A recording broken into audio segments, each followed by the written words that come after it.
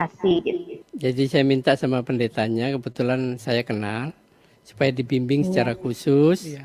sampai dibaptis. Gitu. Iya. Tapi Bu Yuni, sekarang Anda Bapak Muhammad Ilyas Syams. Apa kira-kira alasan subjektif Bapak memilih beliau ini, Pak? Iya, saya kenal beliau itu sudah cukup lama ya. Shalom Bapak Ibu dan saudara-saudara yang dikasihi Tuhan Yesus Kristus. Penyesatan memang ada, tetapi cilakalah mereka yang membuat penyesatan itu. Iblis hadir menyerupai domba, tetapi oleh hikmat dan kasih karunia Roh Kudus yang menyertai kita, dari buahnya lah kita boleh mengerti dari pengajaran-pengajaran yang diberikan kepada setiap orang. Kita simak setiap video yang ada dengan membuka hati, membuka mata, dan membuka telinga, supaya kita beroleh pengajaran dan pembelajaran dari setiap apa yang boleh kita simak. Percaya, ya. Besem ha'af ya bin ferruah hakodes ha Elohim echad. Bismil ab wal ibn wal rakul kudus ilahun wahid. Dalam nama Bapa, Putra dan Roh Kudus, Trinitas yang esa dan suci. Itulah iman kekristenan. Jangan keluar dari Trinitas, jangan menyangkal Trinitas, maka engkau akan binasa. Ya, karena Trinitas itu satu-satunya Allah yang esa. Ya, karena apa? Karena hantu alias iblis alias setan alias dajjal tidak percaya kepada Trinitas dan menolak Trinitas. Hantu alias iblis alias dajjal alias setan juga benci kepada kekristenan dan mengatakan Yesus bukan Tuhan dan Yesus tidak disalibkan. Sekali lagi selamat malam, selamat sore, selamat siang, selamat pagi. Tuhan Yesus memberkati.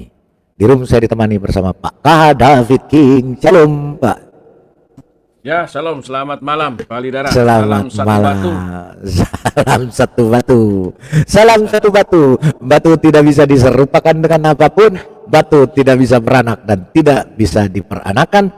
Batu tidak bisa menjadi manusia dan batu dilarang untuk menjadi manusia karena tidak mungkin dia jadi manusia karena dia hanya seonggok batu, tidak bisa berbuat apa-apa. Maka itu kami menghimbau jangan menyembah batu. Ya. Kalau menyembah batu kamu tersesat.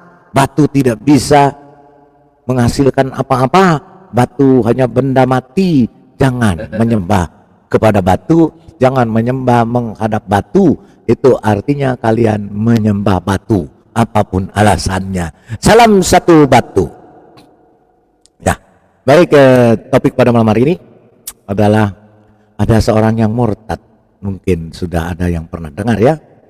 Dia seorang hafiz Al-Quran, keluarganya yang luar biasa, ya, dan dia murtad, meninggalkan kesesatan dan kegelapan, dan sekarang menjadi pemberita firman Tuhan, ya, alias pendeta. Bahaya, karena dia sudah sadar akan kesesatannya.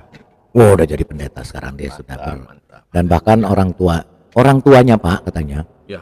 orang tuanya ini sedemikian ini sampai nulis saja dia nggak bisa bahasa Indonesia katanya. Wow. Nulisnya aja pakai bahasa Arab. Nulis bahasa Arab, dia nggak bisa pakai bahasa Indonesia. Orang tuanya luar biasa ya. Katanya kalau beli apa-apa ditulis beliin ini katanya, tapi yang ditulis pakai bahasa Arab, ya bukan pakai bahasa Indonesia ya. Nah itu baru top Markotop. Dan akhirnya dia orang tuanya tersebut juga menerima Yesus sebagai Tuhan dan Juru Selamat menurut kesaksian dari Bapak ini ya. Bapak Muhammad namanya. Muhammad siapa nanti kita lihat kesaksiannya. Kemudian dia sadar akan kesesatannya dan ini karena dia juga mengajar ya. Dia juga aktif ya dari muda katanya ya, mengajar Al-Quran, mengajar ini ya. Kemudian dia bertobat dan menerima Yesus sebagai Tuhan dan Juru Selamatnya. Bahkan dia mau dibunuh oleh keluarganya. Akhirnya dia meninggalkan keluarganya karena seperti yang Yesus katakan bahwa Yesus datang ke dunia ini bukan membawa damai tetapi membawa pedang. Dia katakan itu, makanya dia terpisah dengan keluarganya. Kemudian sekian tahun dia kembali diinjili ibunya yang sedemikian keras, akhirnya ibunya menerima Tuhan Yesus. Terus kemudian bapaknya juga sebelum meninggal menerima Tuhan Yesus. Kemudian keluarganya yang lain yang begitu keras menentang dia bahkan akan membunuh dan menerima Yesus sebagai Tuhan dan Juru Selamatnya. Luar biasa ya. Oke, kita akan saksikan nanti. Sebelum itu kita berdoa. Silakan Pak King. Ya, bentar, Pak Lida. Ya, mari kita satukan hati berdoa. Kami bersyukur, terima kasih ya Aba, ya Bapa, terima kasih buat segala rahmat, kebaikan-Mu, kemurahan-Mu, kasih dan setia-Mu yang selalu mengalir di dalam kehidupan kami. Pada malam hari ini Tuhan, di hari Minggu, hari yang penuh berkat dan mujizat, kami mengucap syukur Tuhan. Biarlah Tuhan, Engkau senantiasa menyertai kami, khususnya pada malam hari ini di dalam live channel Lidara Rewawa, yang akan memberitakan kebenaran firman Tuhan dan bahan-bahan materi yang dipersiapkan hamba-Mu untuk dipresentasikan. Biarlah Tuhan sendiri mengurapi hamba-Mu, memakai hamba-Mu dengan luar biasa, sehingga apapun yang disampaikan itu mendatangkan berkat dan memberikan pencerahan kepada setiap orang yang menyaksikan live ini, baik secara langsung pada malam hari ini maupun siaran tundanya. Tuhan terus mengurapi melalui kuasa Roh Kudus-Mu. Engkau menjamah setiap orang yang melihat dan mendengar live ini maupun siaran tunda. Bapa, kami berdoa, segala kuasa yang bukan daripada Tuhan, yang coba-coba ingin mengganggu live ini, di dalam nama Tuhan Yesus Kristus kami hancurkan kuasanya.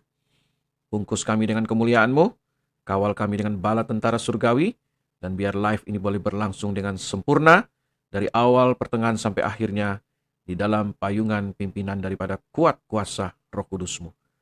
Kami juga berdoa segala peralatan yang dipergunakan, biarlah Tuhan juga sucikan dan kuduskan. Bahkan arus listrik, sinyal StreamYard, Tuhan Engkau berikan yang terbaik, sehingga live ini dapat ditonton, dilihat, didengar dengan baik dan sempurna.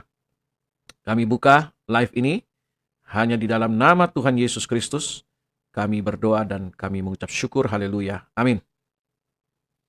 Haleluya, amin. Ya, selamat hari Minggu ya saudara-saudaraku yang ada di live chat dan juga yang sudah bergabung di room ya.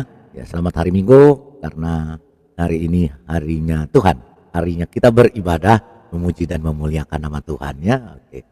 Ya, shalom sekali lagi, selamat hari Minggu. Tuhan Yesus memberkati. Ya, cerita ini nanti akan kita saksikan kesaksian ini ya, mungkin kesaksian ini sih mungkin sudah ada yang melihat ya, sudah menonton ya. Tapi ini kemudian membuat efek domino, maka saat ini banyak yang murtad ya, meninggalkan ajaran setan ya, ajaran kegelapan dan kesesatan, dan menerima Yesus sebagai Tuhan dan Juru Selamatnya. Sebelum kita melihat kesaksian dari Bapak Muhammad ini, kita akan membaca dulu firman Tuhan. Ya, karena firman ini yang dibawa dan yang membuat Bapak Muhammad ini juga murtad ya, dan dia membawakan firman Tuhan ini ya. Yaitu kita baca di Matius 10 ayat 34 sampai dengan 42. Ya, di sini Tuhan Yesus mengajarkan bahwa Tuhan Yesus datang bukan membawa damai, tetapi membawa pedang. Ya, bagi orang-orang yang mau meninggalkan kesesatan, bagi orang yang mau meninggalkan kegelapan dan meninggalkan ajaran setan. Ya, jadi bagi orang-orang yang menerima Yesus sebagai Tuhan dan Juru Selamatnya, dan dia meninggalkan ajaran setannya, ajaran kegelapannya, ajaran kesesatannya, dan menjadi murid Tuhan dan memikul salib, maka Yesus datang bukan membawa damai, tetapi membawa pedang untuk memisahkan mereka dari keluarganya. Karena pasti keluarganya akan membenci mereka, bahkan akan membunuh mereka jika ada keluarganya yang murtad, meninggalkan ajaran setan dan ajaran kesesatan, maka keluarganya wajib membunuhnya. Makanya Yesus mengatakan bukan membawa damai, tapi membawa pedang. Kita baca Matius 10 ayat 34 sampai 42. 34, jangan kamu menyangka bahwa aku datang untuk membawa damai di atas bumi. Aku datang bukan untuk membawa damai, melainkan pedang. Ya, melainkan pedang. Ya, karena ini dengan ya selaras dengan apa Lukas ya 12 ayat 51 50 sampai 53. Kenapa begitu? 35, sebab aku datang untuk memisahkan orang dari ayahnya, anak perempuan dari ibunya, menantu perempuan dari ibu mertuanya. 36, dan musuh orang ialah orang-orang seisi rumahnya. 37, barang siapa mengasihi bapa atau ibunya lebih daripadaku, ia tidak layak bagiku. Dan barang siapa mengasihi anaknya laki-laki atau perempuan lebih daripadaku, ia tidak layak bagiku. 38, barang siapa memikul salibnya dan mengikut aku, ia tidak layak bagimu. Barang siapa tidak memikul salibnya dan tidak mengikuti Yesus, ia tidak layak bagi Yesus. Ya. 39, barang siapa mempertahankan nyawanya, ia akan kehilangan nyawanya. Dan barang siapa kehilangan nyawanya karena aku, ia akan memperolehnya, yaitu memperoleh kehidupan kekal di dalam surga. 40, barang siapa menyambut aku, barang siapa menyambut kamu, ia menyambut aku. Dan barang siapa menyambut aku, ia menyambut dia yang mengutus aku, yaitu Bapa. 41, barang siapa menyambut seorang nabi sebagai nabi, ia akan menerima upah nabi. Tidak akan masuk ke dalam kerajaan sorga kalau dia tidak bertobat, karena dia hanya mengikuti sang nabi. Sang nabi pun berdosa. Ya, sang nabi pun belum tentu masuk sorga, karena sang nabi juga akan berkata, aku saja belum tentu masuk sorga. Jadi jangan mengikuti nabi. Dan barang siapa menyambut seorang benar sebagai orang benar, ia akan menerima upah orang benar. Terakhir 42, dan barang siapa memberi air sejuk secangkir saja pun kepada salah seorang yang kecil ini karena ia muridku, aku berkata kepadamu, sesungguhnya ia tidak akan kehilangan upahnya daripadanya. Amin. Ya, ini makna daripada Yesus datang ke dunia, bukan membawa damai, melainkan pedang. Nah, inilah kaumbing ya dan cacing kremi. Mereka selalu mengatakan Yesus datang bukan membawa damai, tapi bawa pedang, karena Yesus akan membunuh orang. Itu kata otak dungumu. Ya, sudah jelas di dalam perikop ayat ini, Yesus akan memisahkan ya orang dari ayahnya atau dari ibunya, dari orang tuanya, dari keluarganya, akan dipisahkan. Karena apa? Karena dia mengikuti Yesus, maka dia akan terpisah dengan keluarganya, karena keluarganya pasti tidak suka dengan dia dan pasti dia akan dimusuhi. Ya, maka ketika dia harus memikul salibnya karena mengikut Tuhan Yesus, maka dia dimusuhi. Itulah artinya pedang. Yesus, ketika Yesus datang dan orang itu mengikuti Yesus, maka dia akan terpisah dengan keluarganya. Ya, karena apa? Karena barang siapa tidak memikul salibnya dan mengikut aku, ia tidak layak. Ya, jadi ini makna Yesus datang bukan membawa damai, tetapi membawa pedang. Tetapi otak kaumbing dan para dungu itu, ya kampret itu, ya mereka mengatakan bahwa Yesus bukan Tuhan karena bawa pedang. Karena otak mereka tidak sampai ke situ. Itu ya. Ya, jadi sosok ini yang akan bersaksi ya luar biasa, ya. Dia menyaksikan imannya. Meski ditolak keluarga, saya tetap ikut Yesus. Meski akan dibunuh pun, saya tetap mengikut Yesus, katanya. Ya. Nah, ini kita akan lihat bagaimana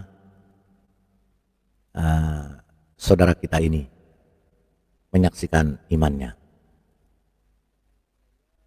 Hafiz ya, dia penghafal Quran. Jadi semua nama saya diambil dari Al-Quran. Muhammad adalah nabi dan Ilyas juga nabi yang ada di Al-Quran yang menjadi idola ayah saya juga.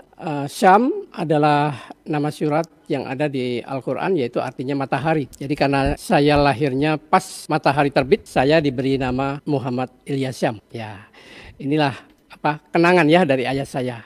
Nah, di Jombang lalu kami kembali ke Bima Saya sekolah SD juga di sana. Di keluarga Bima itu kami keluarga yang taat ya. Bahkan keluarga kami di sana punya masjid di Bima. Dan di Bima sekitar tahun 78 kami mulai merantau lagi ke Jawa, ke Jombang, lalu ke Jawa Tengah. Nah di Jawa Tengah ini kami menetap di Purbalingga. Di Purbalingga tepatnya di Bukateja. Nah di sanalah saya tumbuh menjadi seorang remaja. Saya dibesarkan dalam keluarga yang ketat dan taat. Ya saya juga aktif sebagai seorang muslim, menjalankan semua syariat dalam Islam saya jalankan. Nah, saya tumbuh menjadi seorang muslim yang sangat fanatik pada waktu itu. Ya, dan saya juga membimbing adik-adik saya itu dengan keras. Adik saya waktu itu ada 2, perempuan semua. Yang satu namanya Ina Kaum, yang satu Yuni Kristiana. Adik-adik saya ini kalau nggak mau ngaji itu saya tendang-tendang. Saya betul-betul fanatik ya. Artinya nggak suka kalau adik-adik saya, keluarga saya ada yang tidak menjalankan sholat atau ngaji begitu ya. Jadi kebetulan saya juga dulu saya itu sebagai remaja yang aktif, jadi saya membina, mementori anak-anak yang pra-remaja untuk memulai menjalankan sholat. Itu ada tata cara, aturan, bacaan, itu saya membimbing. Saya sekolah biasa. Karena mungkin lahir dari keluarga yang ketat, taat, jadi ya itulah yang membesarkan saya. Iya. Iya. Baik, tadi bersalin di rumah sakit Trenggiling, ketidaksukaan karena yang pertama kali saya bisa mengenal orang Kristen. Saya biasa mengajari anak-anak yang pra-remaja yang baru mau belajar sholat itu ya, mengajar ngaji ya, konsonan-konsonan Arab, huruf hijaiyah itu ya, alif, ba, ta, sa, jim, ha, ho, dal, zal, ro, ja, sin, fin, sod, dot, to, do, ain, goin, wakof, kaf, lam, min, nun, waw, ha, lam, alif, am, ya. Kita mengajarkan itu supaya mereka bisa membaca, ikhro ya membaca. Saya karena saya dididik sebagai seorang remaja muslim yang ketat dan saya memiliki prinsip kuat ya sebagai seorang muslim. Jadi karena kuatnya itulah ya prinsip saya. Ya saya sangat fanatik dan akhirnya timbul ketidaksukaan karena di kampung di Purbalingga di Bukateja itu dulu yang di sepanjang jalan raya itu dulu banyak toko-toko kios-kios orang Cina. Jadi saya kalau malam itu ya sama teman-teman itu sering lewat situ dan melempari toko-tokonya. Terus anjing-anjingnya menggonggong. Wah kita lari, sudah nggak menggonggong lagi kita lemparin lagi. Jadi itu sering kita lakukan ya, sering saya lakukan bersama teman-teman. Dan itu aduh gimana ya, dulu itu saya nggak pernah berpikir kalau itu salah, nah, itu sering saya lakukan. Nah pertama kali saya mengenal kekristenan itu tahun 84 itu ibu saya sedang bersalin, yaitu melahirkan adik saya yang paling bontot ini. Laki-laki. Ibu saya dirawat bersalin di rumah sakit Trenggiling, Purbalingga. Di Purbalingga, saya nggak tahu rumah sakitnya sekarang masih dipakai atau tidak karena itu rumah sakit zaman Belanda. Dan ketika melahirkan adik saya itu ibu saya pendarahan hebat dan mengalami koma berhari-hari, tidak bergerak. Keluarga sudah pasrah. Ya akhirnya pihak dari rumah sakit meminta keluarga untuk mencari darah untuk ibu saya karena darah ibu saya O, kami mencari sulit sekali untuk mendapatkan darah O. Saya mendatangkan banyak orang ke PMI untuk diperiksa darahnya karena zaman dulu kan kita nggak tahu ya darah kita golongannya apa gitu ya. Nggak satu pun kami mendapatkan padahal kami sudah buang ongkos banyak ya untuk biaya mondar-mandir itu mendatangkan orang itu. Tapi nggak ada yang cocok. Nah pada saat itu kakak saya juga sedang pergi ke Banjarnegara, mungkin ke Wonosobo ya. Nah sepulang dari Banjarnegara Wonosobo itulah kakak saya ketemu dengan seorang penginjil namanya Sugeng Prayoga. Ketemu di sebuah bis. Nah akhirnya berkenalan lah di bis itu karena kakak saya ini ditanya sama Pak Sugeng Prayoga. Oh Mbak kenapa kok kelihatannya sedih gitu ya. Langsung kakak saya bercerita bagaimana tentang situasi keadaan ibu saya. Ibu saya sedang koma dan sedang membutuhkan banyak darah untuk supaya bisa siuman kembali. Oh terus sekarang dirawat di mana di Purbalingga Pak gitu. Mungkin darah saya cocok Mbak. Ayo kita periksa cek darah saya nanti bisa diambil untuk ibu supaya ibu bisa sehat kembali, ibu bisa siuman dari komanya. Nah akhirnya tidak menunggu waktu lama mereka langsung ke PMI untuk mengambil cek darah itu, donor darah itu. Nah akhirnya diambillah itu darah, kata pihak petugas di PMI itu, wah ini darahnya wah puji Pas. Tuhan, ya. Nah akhirnya kakak saya dengan senang hati mengantarkan darah itu ke rumah sakit dan memberikannya kepada suster yang ada di situ ya, dokter, perawat. Nah langsung di donor disuntikan ke infus untuk ibu saya. Nah puji Tuhan nggak seberapa lama ibu saya siuman. Nah ketika itu terus saya disuruh sama kakak saya untuk menjemput Pak Sugeng Prayoga itu, sang penginjil itu. Beliau sedang ada di apotek untuk menebus obat-obatan. Nah apotek itu dari rumah sakit jaraknya nggak jauh, paling ya sekitar 300 meter ya. Saya menjemput, dalam pikiran saya begini, karena saya dengar cerita dari kakak saya, kalau ini orang Kristen dan penginjil katanya. Saya nggak tahu penginjil itu apa dulu kan. Nah akhirnya dalam pikiran saya berkecamuk. saya sendiri selama ini nggak suka sama orang Kristen, sekarang saya ditolong sama orang Kristen. Jadi seperti terjadi apa ya dalam pikiran Ada saya ini. pergolakan ya. Ya, itu dia. Mau marah nggak bisa gitu ya, karena merasa tertolong gitu ya. Nah akhirnya saya jumpai itu Pak Sugeng Prayoga di sebuah apotek. Nah semua obat-obatan ditebus oleh beliau. Dan akhirnya kami kembali ke rumah sakit sama beliau berjalan kaki sambil cerita di sepanjang jalan. Ya beliau juga cerita tentang pelayanan, saya juga nggak tahu dulu pelayanan itu apa ya. Beliau banyak bercerita. Nah sampai di depan rumah sakit itu beliau nggak mau masuk. Beliau hanya di depan rumah sakit. Beliau itu pakai pakaiannya rapi ya, putih, celana hitam, pakai sepatu. Dia bawa Alkitab dan buku-buku lain. Nah sampai di depan rumah sakit itu beliau katakan begini ke saya. Dek, saya nggak masuk ya. Salam aja buat bapak, buat ayahnya, sama ibu, sama keluarga yang lain, sama kakaknya ya. Saya berdoa dalam nama Yesus, ibu akan sehat kembali, sembuh. Apalagi ibu sudah mendapatkan donor darah, pasti ibu akan sembuh. Jangan khawatir. Gitu kan. Nah saya pamit ya, adik ya, Tuhan Yesus memberkati. Saya masih banyak pelayanan. Saya nggak tahu waktu itu saya dengar pelayanan. Ternyata ketika saya sudah bertobat, saya ini pelayanan gitu ya. Dulu saya nggak tahu pelayanan itu apa, penginjilan itu apa.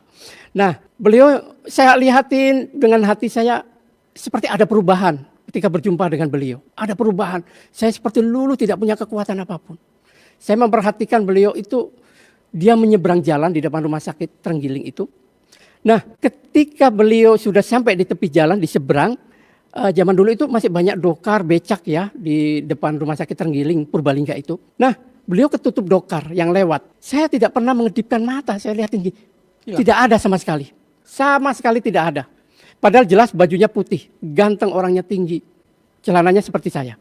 Makanya saya senang pakai pakaian rapi seperti beliau. Ya, semenjak beliau nggak kelihatan itulah saya bingung. Dan itu saya juga tidak bercerita sama keluarga. Dalam kesaksian-kesaksian ini saya mulai bercerita. Akhirnya kakak saya juga melihat cerita saya ini dari YouTube waktu itu masih hidup kakak saya. Wah, luar biasa Ilyas, kamu ternyata dulu Pak Sugeng itu hilang begitu saja ya gitu. Saya nggak cerita waktu itu memang. Nah itulah yang membuat saya ini keajaiban. Luar biasa. Dipertemukan dengan seorang Kristen. Dan saya tidak tahu beliau kemana. Setelah tertutup oleh dokar yang lewat, delman atau dokar saya lupa itu. Karena waktu itu tahun 84 ya sudah berapa tahun ya sampai sekarang ya. Usia saya juga waktu itu mungkin sekitar 16 tahun ya. 16 tahun. Nah beliau nggak kelihatan lagi di pandangan saya. Seperti hilang begitu saja. Nah saya terngiang-ngiang ingat terus Tuhan Yesus, Tuhan Yesus. Dia katakan seperti itu.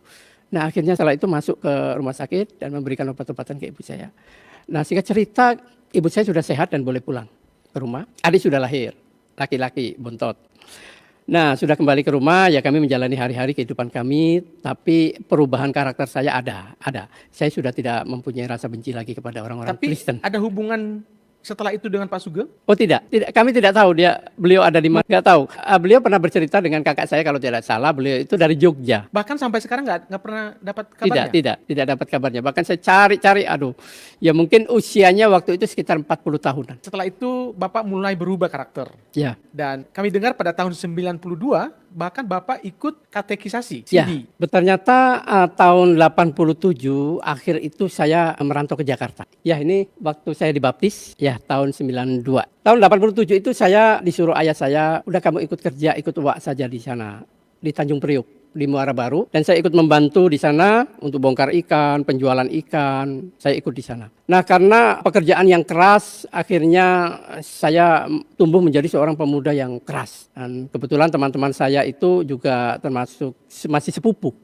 Mereka dari Bugis, karena wak saya kan dari Bugis. Jadi kakek saya ini punya istri 2. Yang pertama dari Bima, dan yang istri yang dari Bugis ini sebenarnya bukan istri ya, tapi kalau zaman dulu itu kayak semacam gundik atau bagaimana ya. Nah itu tapi punya anak duluan, yaitu wak saya itu. Jadi keluarga dari Bugis itu ada di daerah Priok, Semprotan, mereka tinggal di sana. Nah saya ikut beliau karena beliau itu jual ikan, ya suka di pasar ikan di Muara Baru. Jadi saya tumbuh menjadi seorang pemuda yang keras bersama dengan 4 orang saudara sepupu saya. Kami seringkali minum minuman, kami seringkali ya jarang makan ya. Minum ngerokok itu yang sering saya lakukan. Akhirnya tahun 88 saya jatuh sakit. Saya sakit dan saya berobat dan dokter memvonis saya kena MAH kronis, dinding lambungnya rusak. Nah itu yang saya alami ketika itu. Saya sudah periksa ke dokter beberapa kali dan saya mengalami sakit ini luar biasa. Hampir saya putus asa. Saya sudah pasrah ya. Waktu itu saya sudah tidak bisa menjalankan sholat lagi karena saya kalau tidur itu harus ditekuk kakinya. Karena kalau lurus, perut saya ini rasanya seperti ditusuk-tusuk. Perih sekali. Nah, saya sampai jalan aja ngesot. Itu luar biasa. Saya sudah pasrah. Tuhan, kalau Engkau ambil aku, ambillah. Saya sudah pasrah. Nah, keluarga uak saya ini sudah angkat tangan. Saya sebenarnya disarankan dokter untuk makan seperti makanan bubur ya. Bubur gitu ya. Tapi siapa yang mau memasakkan saya? Saya waktu itu tinggal di rumah panggung. Karena rumah Bugis itu, rumah wak saya itu sebelahnya itu rumah panggung, rumah milik kami juga. Nah, saya tidur di situ bersama saudara-saudara sepupu. Tapi saudara-saudara sepupu mereka kadang tidurnya di tempat lain, di rumah saudara yang lain. Saya sendiri tidur di situ dan saya mengalami sakit yang luar biasa, yang berat sekali, dan itu saya putus asa. Saya sudah nggak ada harapan lagi untuk hidup dan tubuh saya itu kurus sekali. Nah, ini dalam pemulihan, nah ini proses untuk pencarian Tuhan Yesus ya. Nah, saya percaya kepada Yesus dan mengikut Kristus itu karena saya pertama kali mengalami kesembuhan mujizat. Nah, ketika saya sudah tidak berdaya ya, tidak bisa berbuat apa-apa, saya ngesot dari tempat tidur ke kamar kecil karena itu rumah panggung ya, jadi tidak didesain seperti toilet gitu ya, jadi hanya ditutup horden aja. Karena kami buang air juga airnya jatuh ke bawah. Nah, saya menangis di situ. Badan saya sudah kurus, saya sudah berdiri saya nggak bisa karena saya jalan harus ngesot dan perut saya harus posisinya ketekuk. Kalau gini dikit, wah sudah terasanya sakit luar biasa. Hampir hari-hari saya menangis karena saya tidak bisa tidur, tidak pernah bisa tidur saya. Ngantuk itu hampir nggak pernah saya rasakan karena nggak bisa tidur karena di sini itu perut saya itu rasanya wah seperti nggak karu-karuan. Nah, saat itulah saya di malam hari saya diingatkan Tuhan dengan Pak Sugeng Prayoga 4 tahun yang lalu, tahun 84 itu. Dia seorang Kristen. Dan gara-gara Pak Sugeng Prayoga ini ibu saya bisa hidup kembali. Bisa sehat kembali. Terus saya bilang gini, dia waktu itu mengucapkan Yesus. Saya waktu itu takut ya mau ngomong Tuhan Yesus gitu ya. Saya hanya bilang Yesus. Karena saya waktu itu ya masih Muslim ya. Iya. Jadi masih inilah. Mengimani Yesus atau Isa itu hanya sebagai manusia nabi ya, biasa. Dan saat itu saya entah ini berdoa atau tantangan ya kepada Yesus ya. Saya bilang, Yesus kalau Engkau Tuhan, kalau Engkau memang banyak mujizatmu masih berlaku, sembuhkan penyakitku saat ini dan aku akan ikut Engkau dan menjadi penginjil seperti Pak Sugeng Prayoga. Itu yang saya ucapkan. Kayak nazar gitu ya Pak? Ya, semacam nazar, memang itu nazar. Karena saya berjanji, saya akan ikut Engkau dan saya akan menjadi penginjil seperti Pak Sugeng Prayoga. Nah, setelah saya berdoa seperti itu, saya masih air mata ini juga masih mengalir. Saya masih merasakan itu ya. Jadi saya masuk ke kamar itu masih ngesot-ngesot. Saya terus rebahan di tempat tidur seperti biasa, kaki tidak bisa saya selonjorin, tapi tetap saya posisi tekuk. Nah, akhirnya jam 5 pagi itu, karena saya biasa bangun pagi ya, jam 5 pagi itu kok saya bisa tidur? Karena saya nggak pernah bisa tidur. Karena perut ini rasanya nggak karu-karuan. Wah, seperti ditusuk-tusuk, perih atau apa gitu, saya nggak tahu rasanya seperti apa. Nah, itu saya heran, jam 5 pagi kok saya bisa bangun dan bisa tidur gitu loh. Nah, akhirnya saya mencoba untuk duduk. Kok saya bisa duduk? Pas saya pegang perut saya, ini rasanya adem. Adem seperti orang habis minum air ya, adem. Pokoknya adem di perut saya. Saya bilang, ya Allah gitu. Saya masih nyebut-nyebut nama Tuhan saya yang lama ya. Saya katakan alhamdulillah ya, artinya saya kayaknya sudah sembuh ini saya. Sudah pulih gitu, udah nggak sakit lagi gitu ya. Saya mencoba berdiri, bisa. Berdiri bisa, saya jalan sampai saya turun dari rumah panggung itu. Dan saya waktu itu mau ngambil air wudhu. Ilyas, kamu sudah sehat gitu ya. Waduh, alhamdulillah ya gitu. Awas, hati-hati turun dari tangga, kata wak saya gitu. Dia ngambil air wudhu, di samping situ ada keran. Nah, akhirnya saya turun dan saya mencoba naik lagi. Saya bisa ya, kok ini perut saya kok yang sakit semalam itu mana kok nggak terasa. Disitulah saya berpikir, berarti Yesus sudah menyembuhkan saya. Gitu. Nah itu, tapi saya masih takut nyebut Tuhan. Hanya Yesus saja, belum berani. Hanya Yesus yang saya sebut. Nah, sejak saat itulah saya akhirnya sering berbohong dengan keluarga karena saya juga sudah sembuh, sudah sehat, saya tidak menjalankan sholat kan. Pengalaman itu membuat saya ada satu rasa sukacita, ada satu yang baru di dalam diri saya gitu ya. Tapi bertentangan gitu loh. Saya tinggal di rumah wak saya itu, nah wak saya itu kan dua-duanya haji. Jadi pasti saya harus mengikuti perintah beliau kan. Nah, saya sering kali ditanya, Ilyas kamu sudah sholat? Sudah wak, padahal belum. Ilyas kamu udah ngambil air wudhu dulu? Ya wak, ntar aja, padahal nggak ngambil air wudhu. Sering itu yang saya lakukan, bohong gitu. Dan saya selalu diinterogasi oleh keluarga wak saya di Tanjung Priok itu. Dan saya sudah sehat, saya sudah bisa bekerja kembali di Pasar Ikan Muara Baru. Dan seringkali pagi-pagi itu saya disidang sama wak saya. Nah saya disidang, wak saya bilang gini, kenapa kamu sudah nggak sholat? Ya saya pengen jadi Kristen wak, saya bilang gitu. marah lah wak saya. Nah akhirnya saya selalu dikata-katain, aduh gimana ya, yang kafir lah apa itu udah sering saya dengar ya, dasar pemurtad gitu. Akhirnya nggak ada sayang lagi sama saya, ponakannya kan. Nah akhirnya saya pas waktu itu bulan puasa dan buka bersama di rumah kakak sepupu saya, anaknya wak saya. Saya sudah tidak tinggal di rumah wak saya tapi di rumah kakak sepupu, nah, anaknya wak saya juga. Dan wak saya sering ke situ karena rumahnya nggak jauh kan, paling Pasti ketemu terus. iya, pasti ketemu 70 meter lah ya. Nah pasti ketemu. Nah akhirnya mereka keluarga besar di situ buka bersama dan saya ada di atas karena saya tidur di kamar atas, kamar lantai 2, bukan rumah panggung. Nah mereka itu ngerasain saya ya sesudah buka itu semua ada sepupu-sepupu di situ. Kalian tahu nggak? Itu Ilyas sekarang sudah murtad katanya gitu. Jadi kafir katanya gitu. Itu mas sebenarnya harus kalau orang sudah kafir itu dibunuh aja juga nggak apa-apa katanya. Waduh, saya mendengar itu saya merinding waktu itu. Saya merinding, saya gini dalam hati.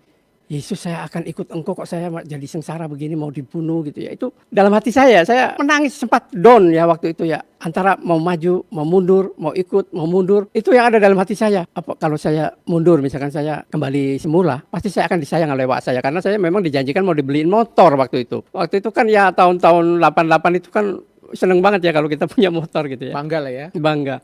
Saya disayang. Tapi kali ini 180 derajat itu berubah sikap wak saya dengan saya. Akhirnya saya sering dimarahin dan ya itu tadi ya ancaman dari wak saya itu ngeri sekali karena wak saya ini punya badik. Orang Bugis itu kan sering merawat badik kalau setiap malam Jumat itu dicuci nggak tahu pakai jeruk purut, pakai apa lagi itu. Saya sering lihat wak saya cuci badik. Nah itulah akhirnya karena saya sudah diancam sama wak saya, seringkali diancam, dia tuh darahnya halal tuh, nggak apa-apa orang kafir mah buat apa, hidup kan masuk neraka dia nanti, bunuh aja nggak apa-apa kita dapat pahala kan. Kan memang ada itu hadisnya dikatakan, man badala dinahu faktuluhu, barang siapa menukar agama bunuhlah dia. Nah saya ngeri sekali, akhirnya saya kabur dari situ dan lari ke Kalisari. Di sana di Kalisari Jakarta Timur ada om saya, adik sepupu ayah saya yang dari Bima sebagai kepala sekolah SMP 179 dan ikut beliau. Saya di sana bantu-bantu kerja, jadi tukang kebun, jadi TU, jadi apa aja. Tidur di mes di sana. Di mes saya nggak betah kan karena banyak orang ngerokok apa gitu kan di situ. Akhirnya saya pindah ke kantor Kepsek, tidurnya di kantor kepala sekolah saya. Nah disitulah nggak lama om saya juga akhirnya tahu kalau saya sudah murtad. Masalah lagi di situ. Kami seringkali, saya semakin ini sering disidang juga sama om saya. Mai gede, doho gede, pakai bahasa Bima. Wah, saya dimarah-marahin pakai bahasa sana itu. Mungkin guru-guru di situ nggak tahu bahwa itu adalah kalimat yang benar-benar marah mas saya. Nah, akhirnya om saya ini pas lebaran ya pulang kampung ke Bima. Nenek dikasih tahu, semua saudara paman-paman dikasih tahu tuh anaknya Andi Suhaidin sudah murtad tuh, Ilyasam gitu. Waduh, akhirnya dibenci. Ya, heboh sekali. Pas waktu itu keluarga saya itu tinggal di sana, kembali lagi ke Bima waktu itu. Nah, akhirnya nenek saya titip pesan sama Pak Ismail, Om Ismail ini. Bilang sama Ilyas kalau nggak balik lagi ke Muslim, saya tidak akui dia sebagai cucu. Jangan pulang lagi ke Tente, Bima. Karena kampung saya kan di Tente, Bima. Akhirnya ya itu tadi, ayah saya pun kirim surat dari sana waktu itu. Meminta saya untuk kembali Muslim. Kan kalau kirim surat tuh seminggu baru nyampe dulu. Saya balas. Lewat pos. Ya, saya sudah menentukan pilihan saya, ayah. Saya percaya Yesus. Nah, saya menjadi Kristen ini pilihan saya. Saya sudah dewasa. Nah, akhirnya ayah saya nggak bisa menarik saya kembali. Tapi keluarga-keluarga juga membenci saya. Nah, ini di SMP 179 inilah akhirnya saya ikut Pak Ismail. Dan karena saya disuruh pegang yayasan ya. Yayasan itu ada di Condet, Kayu Manis. Yayasan Gajah Mada. Ada di situ SMP, SMA. Nah, saya masuklah di situ sambil belajar sampai selesai kamu nanti di sini gitu. Ya udah, tapi ya karena kami sudah berbeda jadi ya enggak kental persaudaraannya gitu. Akhirnya ada kerenggangan gitu ya walaupun bagaimanapun juga. Nah, itu di saat itulah saya mulai studi banding ya. Studi banding di SMP itu saya lakukan bagaimana ya supaya saya bisa mengimani Yesus itu Tuhan. Karena saya dulu takut mau ngomong Yesus itu Tuhan. Yesus itu ya nabi manusia gitu ya. Tapi saya percaya dia yang menyembuhkan saya. Nah, akhirnya ya itu tadi. Saya mau mencari seorang penginjil siapa di sini, pendeta. Saya takut mau masuk gereja. Dulu itu sulit sekali ya untuk mencari pencerahan itu susah sekali. Nah, akhirnya saya hanya ya itu berdoa sendiri gitu ya.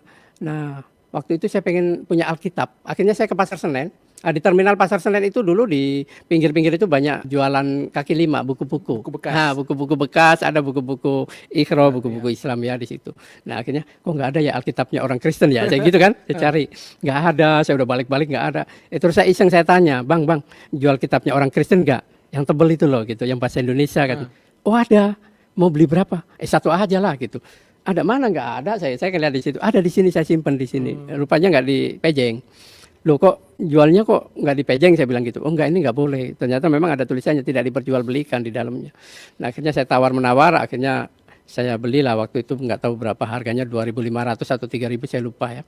Akhirnya saya bawa pulang dan sampai di rumah itulah saya Belajar. di SMP di kantor ya, saya baca terus. Saya itu dulu yang teringat dalam pikiran saya itu, kok Tuhannya Kristen, orang Kristen ada 3 gitu ya. Seringkali kan guru ngaji saya memberikan tausiah ya, orang Kristen itu kafir karena Tuhannya ada 3, Tuhan Bapa, Tuhan Anak, Tuhan Roh Kudus. Ya itu doktrin yang sangat kuat ya dalam diri saya ya. Nah akhirnya saya baca Alkitab.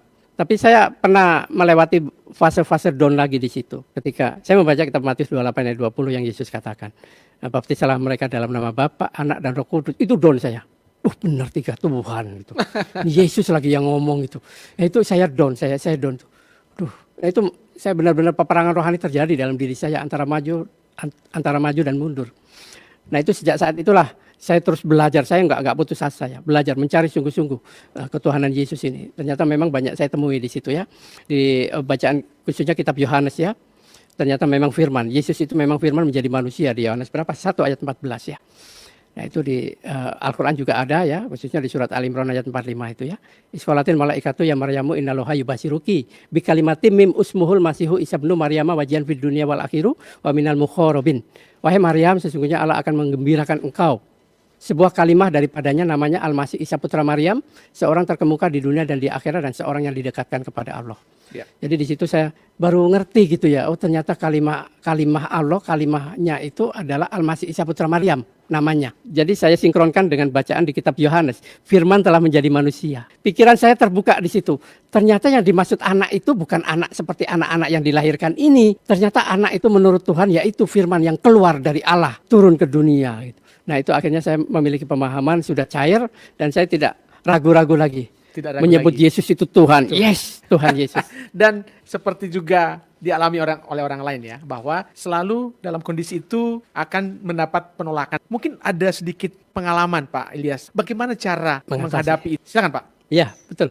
Dan Yesus pernah katakan begini ya, aku datang bukan untuk membawa damai, tapi pedang. Ayat ini khusus buat orang-orang yang baru dimenangkan, yang baru terima Yesus. Bertobat baru. Nah, ini, ayat ini khusus untuk orang-orang yang baru bertobat. Jadi memang benar, itu saya alami. Ketika saya menerima Yesus, saya percaya kepada Yesus, tiba-tiba ancaman itu datang. Bahkan dari wak saya sendiri juga mengancam mau bunuh saya. Nah itu saya alami. Dari om saya juga, saya kena marah, saya dikafir-kafirkan, dan itu saya alami. Dan itu benar-benar seperti pedang di dalam diri saya.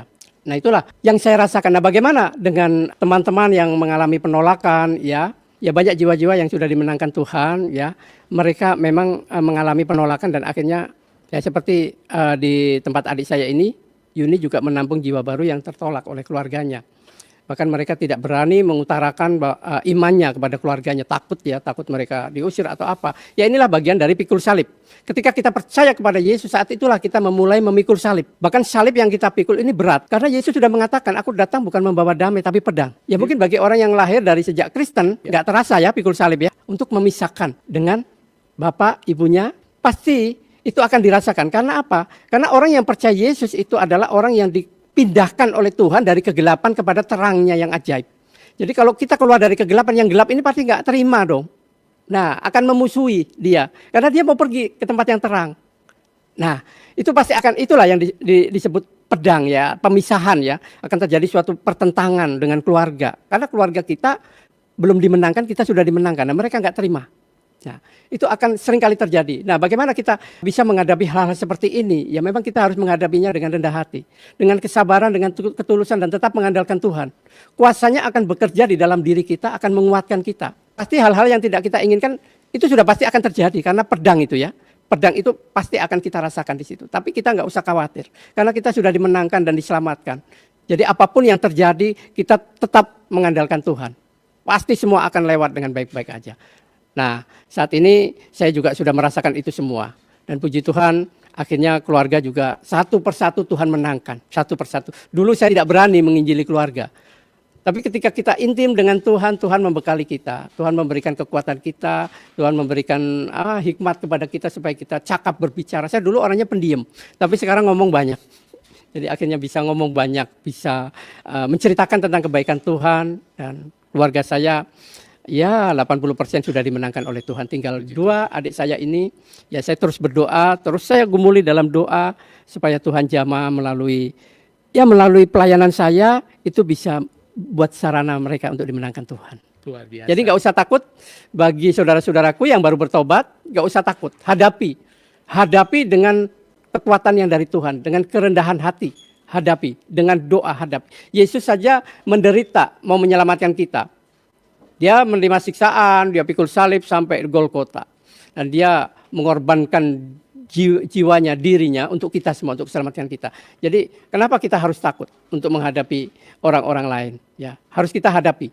Tapi kita hadapi dengan hati yang rendah, hati yang tulus, yang sabar, dengan penuh kasih kita hadapi. Kita minta kekuatan Tuhan supaya kita dimampukan untuk melewati semua itu. Ya, puji Tuhan. Nah, ini ibu saya, ini juga saya baru selesai penginjilan, saya injili sama kakak saya. Kakak saya ini kalau WA saya itu yang pertama dia ucapkan apa? Shalom, haleluya gitu. Dan sekarang sudah terima Tuhan Yesus. Sudah, dua-duanya sudah dipanggil Tuhan, dan Oke. puji Tuhan, mereka juga sudah dimenangkan Tuhan. Wow, luar biasa. Nah, ini Desi, Oh, Desi ponakan. yang ponakan yang Iya. juga sudah terima Tuhan Yesus ya? Sudah. Wow. Dia tinggal baptis. Dia bilang nanti nunggu saya tamat sekolah dulu. Nah, ini kakak sepupu saya yang rumahnya saya ikuti waktu itu. Di rumah beliau inilah saya diancam mau dibunuh oleh wak saya. Dan beliau juga sudah terima? Ya, beliau ini dulu, waduh kalau sama saya itu sinisnya minta ampun. Goblok mah dongok kafirun saya dikata-katain ini. Tapi akhirnya- 22 tahun kami baru ketemu dan itu melihat di medsos dan beliau langsung telepon saya. Langsung kangen, rindu. Ilyas kamu kesini dong. Dia Haji udah nggak bisa jalan katanya. Ini Haji, kakak sepupu saya. Dan saya doakan. Dan pertama kali saya berkunjung saya agak takut. Karena dulu memang beliau ini temperamen ya. Nggak suka sama saya. Waktu saya memang murtad waktu itu.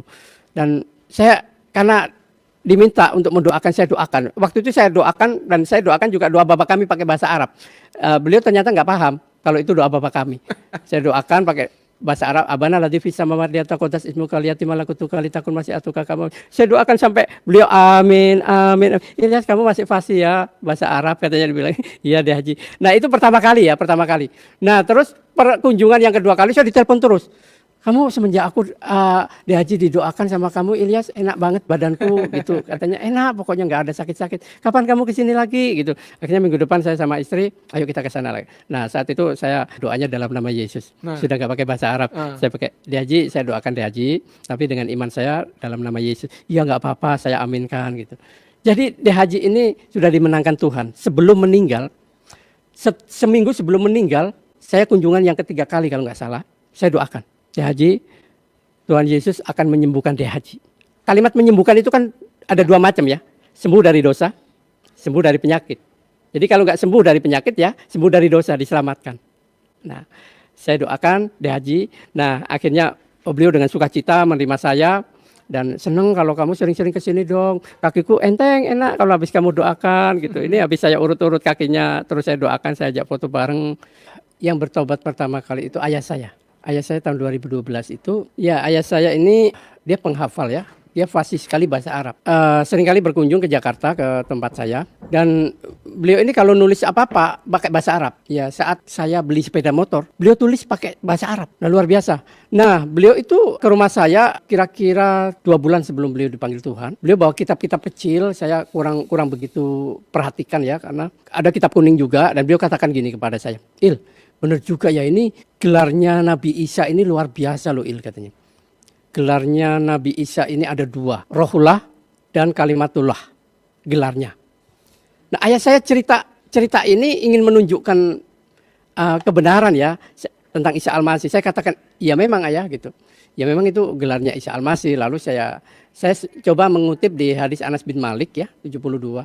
Isa fa innahu rohullah wa kalimatuhu. Sesungguhnya Isa adalah roh Allah dan firmannya atau kalimatnya. Lalu ya ayah nggak banyak cerita sih di rumah saya itu. Ayah saya tahu kalau saya menjadi seorang Kristen dan ayah saya menghargai saya. Nah ketika 2 bulan kemudian ayah saya jatuh sakit, kencing batuk ya kalau nggak salah ya. Nah sampai kritis ayah saya itu. Nah akhirnya Yuni inilah yang menelpon saya. Mas Il pulang dulu ke Purwakarta karena ayah lagi kritis gitu. Karena dalam hati saya biasanya kalau mau pulang itu bareng sama istri sama keluarga ya. Pulang ke rumah orang tua jenguk gitu ya. Tapi saat itu saya seperti di sini dorongan kuat sekali untuk datang. Malam itu juga saya datang. Nah pas malam itu juga pas lagi takbiran, lagi Pas lebaran. lebaran itu tahun 2012 itu jatuhnya bulan Agustus kalau nggak salah. Nah saya pulang duluan, nanti istri saya besok sama anak-anak. Sampai di sana itu saya nggak bisa masuk rumah karena banyak orang lagi takbiran itu di jalanan itu penuh. Akhirnya saya dijemput adik saya yang bontot ini, si Effendi, yang kita beri nama Sugeng Effendi sama dengan penginjil itu untuk mengingat. Nah, saya dijemput pakai motor, ya akhirnya dia tahu jalan-jalan untuk lebih cepat sampai, akhirnya sampailah di rumah kami, di rumah ayah saya. Dan saya biasa kalau masuk rumah itu shalom gitu ya, ayah saya kaget langsung, Ilyas gitu kan. Nah dia memeluk saya kuat-kuat, memeluk saya.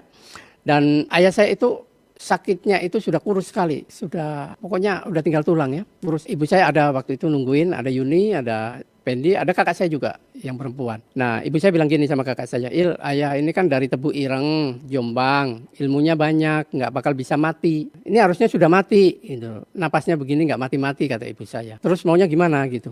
Ya kamu bisa nggak cariin orang yang ilmunya tinggi, yang punya ilmu katanya, buat ngerontokin ilmunya ayah biar bisa mati. Saya bilang ada mah, saya bilang gitu. Hah? Sopo kata ibu saya, Tuhan Yesus, saya bilang gitu. Nah akhirnya itulah kakak saya ketawa sama ibu saya. Kamu itu guyon aja gitu. Loh nggak guyon, saya bilang gitu kan. Nah akhirnya singkat cerita sudah malam ya, karena ibu saya juga lelah, akhirnya tidur, hanya tinggal berdua saya dengan Yuni. Nah kakak saya juga pulang karena rumahnya di Gria Mukti, di perumahan, pulang. Nah, akhirnya menunggu ayah saya ini. Yun, saya bilang sama Yun ini, ayah nggak lama lagi gitu. Aduh gitu, Yuni sambil nangis gitu ya. Ayah, saya bimbing doa ya. Iya. Akhirnya saya bimbing doa. Saya bimbing doa, beliau ikuti doa saya. Saya bimbing doa, dia terima Yesus. Semua ilmu-ilmu yang ayah miliki dipatahkan, dihancurkan di dalam nama Yesus. Nah setelah itu, ya kurang lebih seperempat jam ya kami berdoa, kami juga pujian-pujian, penyembahan di situ. Yuni juga karena Yuni belum Kristen ya, Yuni hanya nunduk-nunduk aja nggak ikut pujian. Yuni tanya ke saya, Mas, ayah nanti kalau mati masuk surga enggak? Oh masuk. Doanya sudah terima Yesus, saya bilang gitu. Kan ayah nggak pernah dibaptis, nggak pernah ke gereja kan. Masuk. Saya mencoba membuka di Lukas 23 ayat 43. Kamu lihat ini cerita. Ini penjahat, ini pembunuh. Ayah bukan pembunuh, ayah bukan penjahat. Tapi Yesus menjamin dia keselamatan. Dia percaya bahwa Yesus nanti datang sebagai raja. Ya. Ini penjahat percaya. Nah akhirnya Yesus menjamin keselamatan dia. Saat ini juga engkau akan bersama-sama dengan aku di Firdaus. Demikian juga ayah. Ayah dijamin keselamatannya karena ayah percaya. Kamu lihat bibirnya ayah. Ayah, Yesus. Karena sudah tua ya, giginya ompong, jadi ngomongnya juga enggak jelas. Tapi saya tahu dia sebut Yesus. Itu dia sebut terus sebut. Nah, Yuni diskusi tentang itu. Jadi orang yang percaya kepada Yesus, menyerahkan seluruh hidupnya, dia pasti selamat. Itu sudah pasti, jaminannya selamat. Karena dia sudah menyerahkan hidupnya untuk Tuhan. Nah akhirnya, singkat cerita nggak begitu lama ya, jam 1:15 menit, ayah saya sudah mulai merasakan mau dipanggil Tuhan. Nah ayah saya matanya kemana-mana. Tadinya dia matanya merem ya gitu, merem hanya mulutnya aja. Nah saat ini dia matanya lebar. Dia ngeliat ke sono kemari, ke sono kemari. Yuni bilang, Mas, ayah jangan-jangan kesurupan katanya gitu. Bukan Yun, di sini banyak malaikat. Hanya ayah yang tahu. Kita bisa merasakan, di sini banyak malaikat. Kamu lihat mata ayah. Ayah wajahnya penuh sukacita, kamu lihat, bukan wajah ketakutan.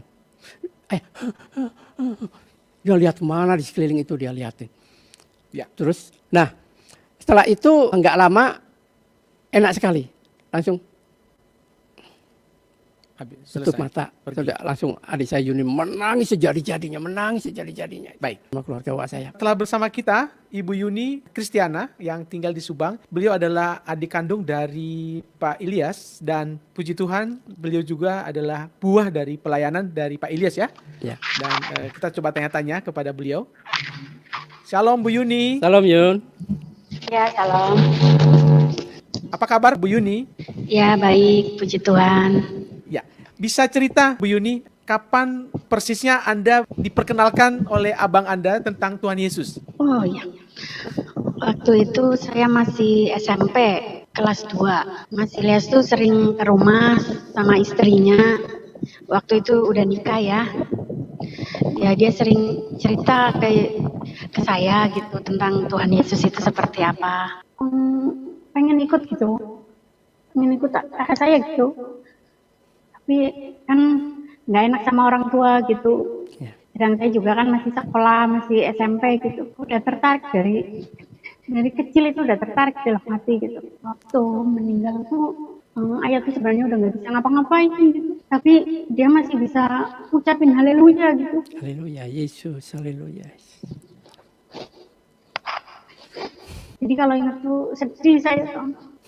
Jadi kami hanya berdua menunggu ayah saya sampai dipanggil Tuhan, itu hanya berdua dengan Yuni. Dan itu sangat terkesan sekali ya, Bu Yuni ya. Setelah meninggal itu, Yuni bilang sama saya, Mas, ayah masuk surga ya? Iya, kalau gitu anterin saya ke gereja, saya mau jadi orang Kristen. Itulah kalimat yang saya ingat sekali sama Yun. Coba Yun ceritakan Yun. Ya, satu sukacita besar bahwa ketika Bapak meninggal, Bapak bisa menerima Tuhan Yesus. Itu yang sukacitanya, Bu Yuni. Iya, saya minta ke Mas Il suruh tunjukin gereja yang sama kayak Mas Il gitu. Kan dulu ada di Purwakarta, Mas Il nganterinnya ke gereja Pasundan waktu itu. Gereja Pasundan Purwakarta.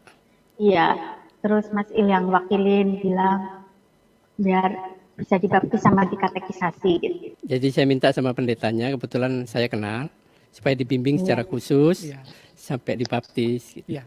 Tapi Bu Yuni, sekarang Anda percaya kalau Bapak ada di surga? Percaya. Soalnya terakhir itu dia itu jelas-jelas bilang haleluya, ngucapin haleluya itu. Padahal kan Muslim, harusnya nggak bisa gitulah. Tapi itu fase gitu. Padahal udah bisa ngomong harusnya. Iya. Nah, bagaimana dengan keluarga Bu Yuni? Ya, keluarga saya puji Tuhan dapat jodoh yang seiman. Suaminya di pelayaran. Luar biasa. Kami dulu sering berkunjung ke rumah Yuni karena Mama ikut Yuni kan. Ya, saya injililah Mama di rumah Yuni itulah. Tiap makan, doa makan semua saya pimpin. Dan ibu saya sangat kental sekali dengan nama Yesus. Karena seringkali kalau saya mau pulang itu saya bisikin. Iya. Ya, Ma, pasti saya kasih uang nanti. Tapi jangan lupa ya, doa dalam nama Yesus. Itu yang sering kali, yo gitu. Ya, saya aminkan. Iya. Bu Yuni, apa yang Anda harapkan dengan Mas Anda ini? Ya, saya senang sekali ya Mas Il udah jadi wakil pendeta atau pendeta gitu. Jadi banyak berkat buat keluarga Mas Il, buat jemaatnya, dan semua saudara-saudara. Semoga yang masih Muslim bisa dijamah sama Tuhan Yesus. Amin. Ya. Amin. Mungkin Pak Ilyas ada pesan buat adik tercinta Anda ini? Ya, Yun, jangan lupa ya, kita tetap hidup di dalam Tuhan Yesus Kristus dan kita terus taati semua perintahnya, dan jangan lupa beritakan Injil kepada siapapun. Beritakan Injil, sampaikan kebenaran supaya mereka dimenangkan Tuhan, mereka diselamatkan. Itu yang terutama. Bahwa hidup kita memiliki misi, tugas khusus, yaitu memberitakan anugerah keselamatan dari Tuhan Yesus Kristus supaya setiap orang bisa diselamatkan. Itu yang terutama. Pakai kesempatan apapun untuk memberitakan kabar baik ini. Oke. Tuhan, teman juga udah dibaptis. Ya. Wow. Teman Desi. Ya, teman saya. Dia menampung jiwa-jiwa baru yang sudah ini. Ya, saya membantu untuk membimbing. Luar biasa. Ini duet kakak adik yang luar biasa dan cuma saya belum sempat main ke rumah. Kapan ya Yunes? Tahun yang lalu ya? Iya. Waktu baru pindah ya? Yang lalu. wah ini harus segera bertemu ini. Ya. Ya kan Bu Yuni? Karena kakaknya Yuni, Inaka itu juga sudah mau nanti saya injili. Luar biasa. Jadi dia sudah ada hati, ya puji Tuhan lah. Ya. Karena anaknya sudah terima Yesus. Wow. Iya. Baik. Tinggal Baik, Bu. dibaptis. Yang Wow. dibaptis. Bu Yuni, terima kasih banyak atas kesempatan bisa mampir di Diaspora TV, dan salam kami buat keluarga ya, dan terus di dalam Tuhan. Oke, Tuhan Yesus berkati. Tuhan Shalom. berkati. Halo. Bu Yuni. Halo. Ya, tadi perbincangan dengan adik kandung dari Pak Ilyas yang juga menjadi buah pelayan. Itu menciptakan kita itu Kerugian. jelas kerugian dong. Jelas kerugian. Ini namanya, kalau orang sudah percaya Yesus, hidup di dalam dia. Tapi ada dua kemungkinan ya. Orang yang bisa kembali lagi, artinya bisa meninggalkan Yesus. Ini ketidakpahaman terhadap ajaran Kristus. Ketidakpahaman terhadap apa? Penebusan, makna penebusan. Kita ini sebenarnya kan manusia yang rusak ya. Gambar yang rusak. Jadi kalau kita baca dalam kitab Kejadian itu bahwa Tuhan itu menciptakan kita itu sama seperti gambar Tuhan. Kita punya kemuliaan, kita punya kekekalan. Ya kan? Tapi karena dirusak oleh iblis, akhirnya kita rusak. Tidak kekal lagi, tidak punya kekekalan dan kemuliaan diambil oleh Tuhan. Akhirnya kita menjadi orang yang gambar yang rusak. Ya. Nah, kenapa Yesus harus datang ke dunia? Dia kenapa harus mati? Karena dia ingin memang menghancurkan gambar yang rusak itu dan memulihkan gambar yang baru, yang serupa dengan Tuhan. Dia memiliki kemuliaan. Makanya Yesus menebus kita ini supaya kita memiliki kemuliaan Dia. Makanya dia katakan bahwa orang yang percaya akan diselamatkan. Jadi orang yang percaya itu akan memiliki tubuh yang baru, lahir baru. Itu dalam arti dia memiliki gambar yang baru, ciptaan baru. Jadi kalau Adam itu diciptakan, memang ciptaan baru Adam. Tapi setelah dia dijatuhkan oleh iblis, dia menjadi ciptaan yang rusak, penuh dosa. Akhirnya tidak bisa melihat kekekalan, tidak bisa hidup di Taman Eden, tidak memiliki kemuliaan. Tapi Yesus memulihkan kita semua. Dengan kematian Yesus itu, semua keberdosaan kita, manusia lama, penanggalan kita dihancurkan di atas kayu salib. Dan kebangkitannya memulihkan kita hidup menjadi manusia ciptaan baru. Sehingga kita punya kemuliaan, punya kekekalan, jaminan keselamatan. Ya. Ada di Yohanes 10 ayat 28 ya. Orang yang percaya kepada Yesus dia tidak akan binasa sampai selama-lamanya. Dan tidak seorang pun dapat merebut mereka dari tanganku. Jadi orang yang percaya hidup sungguh-sungguh di dalam Kristus, dia memiliki keselamatan di dalam dirinya. Dia memiliki keselamatan kekal dan kemuliaan. Orang yang sudah percaya kepada Yesus, iblis kuasa apapun tidak akan mampu mengembalikan kita kepada ajaran yang lama. Ajaran yang tidak menjamin keselamatan. Tapi kalau orang yang sudah diselamatkan Tuhan lalu masih bisa kembali, berarti perlu dipertanyakan. Dia sungguh-sungguh hidup di dalam Tuhan atau tidak. Karena kalau kita hidup di dalam firman-Nya, semua karakter Kristus ada di dalam diri kita. Dan itu kita jalani kehidupan itu dengan kekuatan yang dari Tuhan. Kita tidak akan mungkin disesatkan oleh ajaran apapun. Tadi Yesus kata, tidak ada seorang pun dapat merebut mereka dari tanganku. Intinya kita harus hidup melekat di dalam Kristus. Itu pasti kita tidak akan bisa disesatkan, digoncang oleh apapun. Mungkin kita Hiduplah di dalam Kristus, maka kita tidak akan bisa digoncangkan. Haleluya. Itulah ya kesaksian dari Muhammad Ilyas Sam. Silakan Pak King David. Ya, luar biasa ya. Dahsyat sekali kesaksiannya Bapak Ilyas ini. Bahwa dia benar-benar mengenal Kristus. Jadi jangan sekedar tahu saudara, tapi kita harus mengenal dia secara pribadi. Sebab tahu dan kenal itu berbeda. Dan Tuhan memang punya rencana yang indah ya terhadap Pak Ilyas dan keluarganya. Lewat kehidupannya, keluarganya diselamatkan. Dan tadi kita sudah membaca firman Tuhan yang disampaikan oleh Pak Ilyas tadi dalam Yohanes 10 ayat 28. Dan aku memberikan hidup yang kekal kepada mereka. Dan mereka pasti tidak akan binasa sampai selama-lamanya. Dan seorang pun tidak akan merebut mereka dari tanganku. Jadi siapa yang bisa merebut kita dari tangan Tuhan? Nggak ada. Amin. Karena Tuhan Yesus sendiri yang memegang kita dengan tangan kanannya, yang membawa kemenangan kepada kita. Jadi kita tidak usah takut terhadap ancaman apapun. Tadi kita sudah baca juga firman Tuhan yang palidara ya, bahwa Ya. Tuhan Matius Yesus 10. datang ya membawa pedang. Artinya pedang itu artinya pemisahan. Karena orang menerima Yesus sebagai Tuhan dan Juru Selamat di tengah-tengah keluarga yang tidak percaya kepada Yesus, maka dia menjadi diancam oleh keluarganya. Dibunuh, diusir, ya dipersekusi. Kita sudah dengar kesaksian-kesaksian itu. Begitu banyak termasuk Pak Ilyas juga kan. Dibenci sama pamannya ya karena nama Yesus. Memang nama Yesus ini nama yang sangat fenomenal dan nama yang sangat berkuasa. Yang saya mendapat satu kekuatan ya, bahwa Tuhan memakai Pak Ilyas ini dengan luar biasa ya. Artinya ketika dia mengenal Yesus, dia bisa membawa jiwa-jiwa datang kepada Tuhan. Antara lain ya keluarganya dulu. Sedangkan orang-orang luar dia pasti bawa kepada Tuhan melalui pelayanannya. Nah, bagaimana pertanyaan dengan orang Kristen yang sudah puluhan tahun menjadi Kristen? Apakah kita sama seperti orang-orang murtadin yang bernyala-nyala memberitakan firman Tuhan, atau kita suam-suam kuku? Ya, seperti di kitab Wahyu, engkau tidak dingin dan tidak panas, maka Tuhan katakan dia akan muntahkan kita. Bahkan firman Tuhan katakan, aku tidak kenal engkau, hai pelaku kejahatan.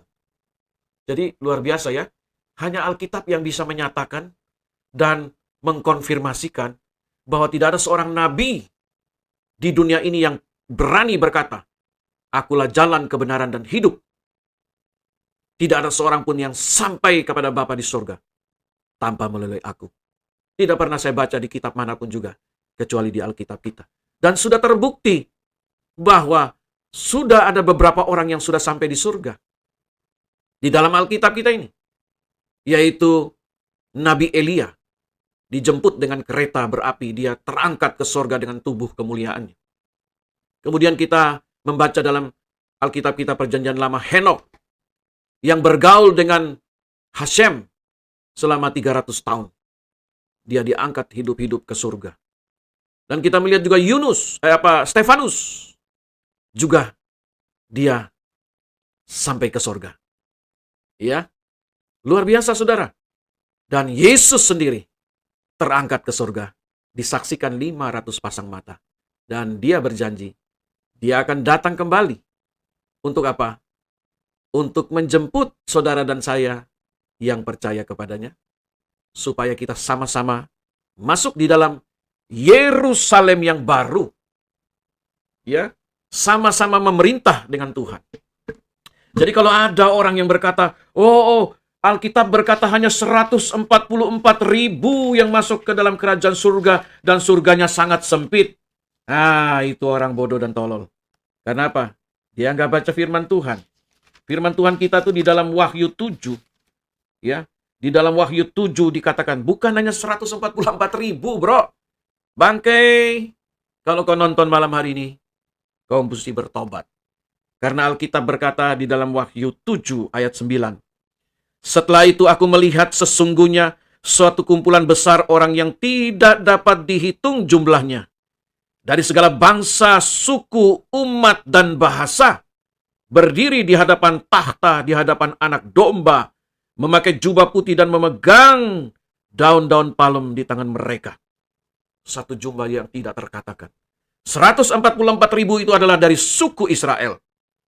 Ya, suku Yehuda itu 12.000 dimeteraikan. Suku Ruben 12.000 dimeteraikan.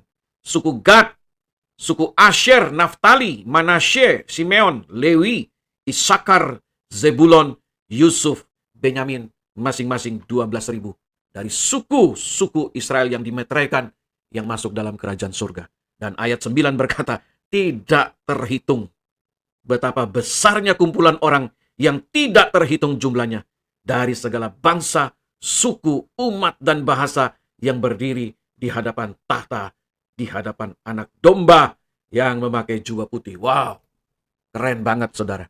Jadi surga itu adalah sebuah kepastian di dalam Yesus Kristus. Bukan mudah-mudahan masuk surga. Karena Alkitab sudah menulis, sudah ada beberapa orang yang terlebih dahulu sampai ke surga. Dan ingat, surga yang kita diami adalah tempat yang maha kudus, di mana tidak terdapat kejahatan dan maksiat di dalam. Tidak ada kawin mengawinkan. Tidak ada lagi di dalam surga.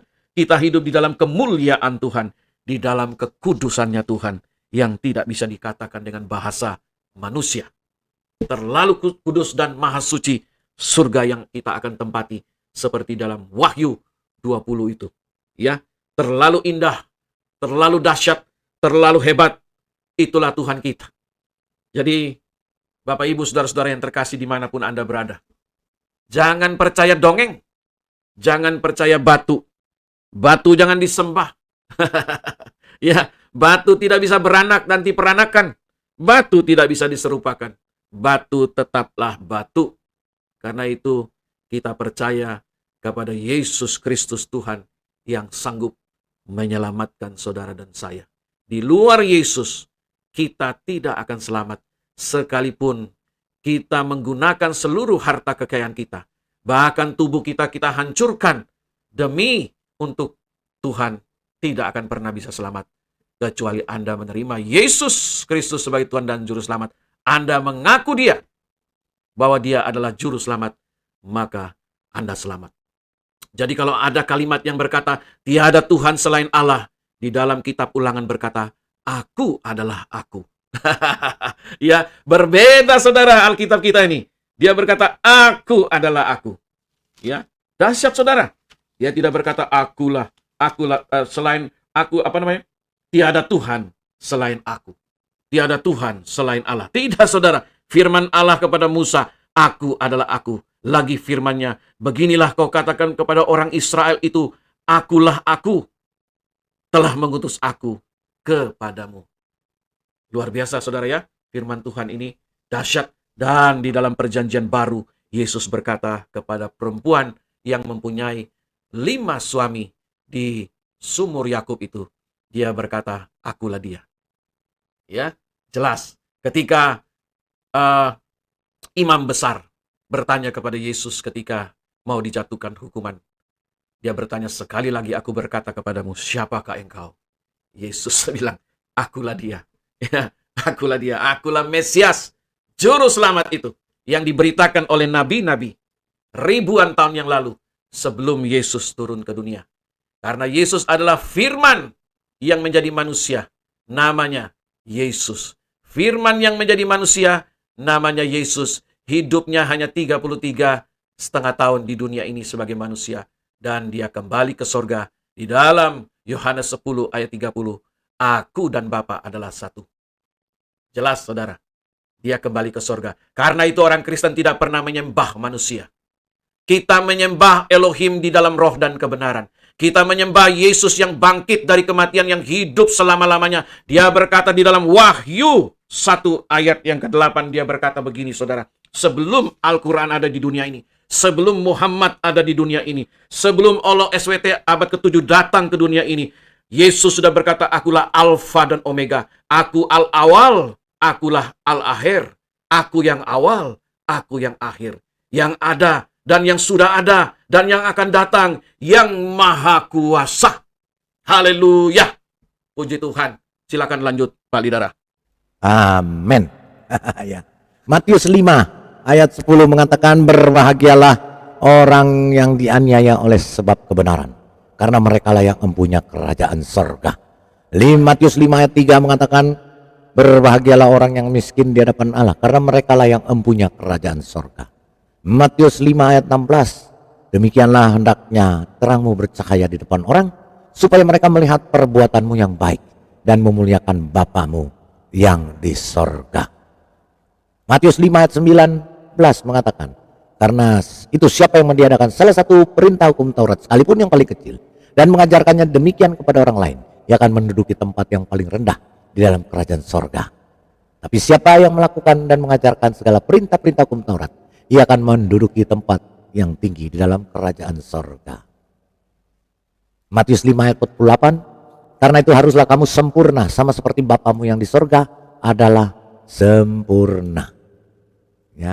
Dan di sorga tidak akan ada kawin-mawin, karena kita hidup di sorga seperti malaikat.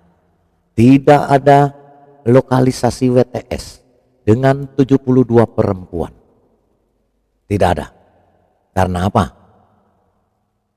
Matius 18 ayat 3 mengatakan, lalu berkata, aku berkata kepadamu, sesungguhnya jika kamu tidak bertobat dan menjadi seperti anak kecil ini, kamu tidak akan masuk ke dalam kerajaan sorga. Matius 18 ayat 4-nya, sedangkan barang siapa yang merendahkan diri dan menjadi seperti anak kecil ini, dialah yang terbesar di dalam kerajaan sorga.